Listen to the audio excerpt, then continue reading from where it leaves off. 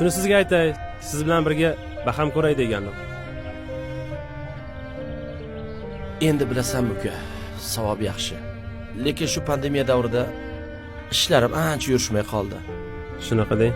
Buni ustiga Kenneyning ham onasining mazasi yo'q. Operatsiya bo'lishi kerak. O'shanga savob qilish uchun hayqson ketyapmiz uka.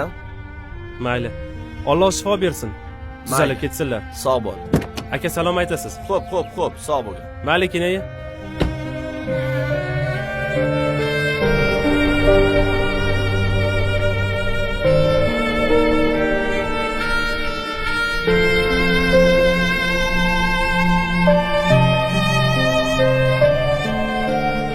Assalomu alaykum otajonisi. Va alaykum assalom. Yaxshi keldingizmi? Alhamdulillah. O'zingizlar yaxshi o'tiribsizlar? Assalomu alaykum otajon. Va alaykum assalom. Hadijam, yaxshi o'tiribsizlarmi? Menga nimadir olib keldingizmi? Qizalog'im, peshin qazo bo'lmasin. Men o'qib olay-a? Xo'p bo'ladi. Biz ungacha ovqat qilib qo'yamiz, qizim. Yaxshi. Qani?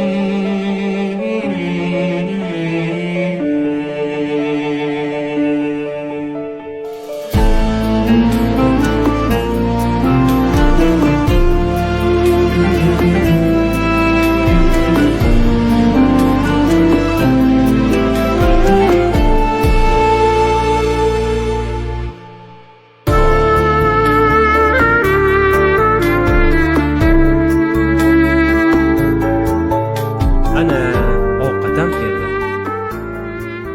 Mana osh dadajonisi. Barakalla. Oling. Mana qizim, oling. Ol qizim. Oling dadajonisi. Bismillahirrohmanirrohim. Choydan iching. Rahmat. Aytgancha, sizlarga yangiligim bor.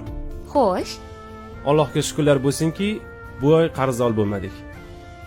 Xudoga shukr dadajonisi. Behisob shukr. Bilasanmi? Chiroyli nonlarimizni ham arzon, ham chiroyli sotganimiz uchun xaridorlarimiz talashib, tortishib, rahmat aytib ketishdi. Hattoki keksalarimiz non sotib olgach,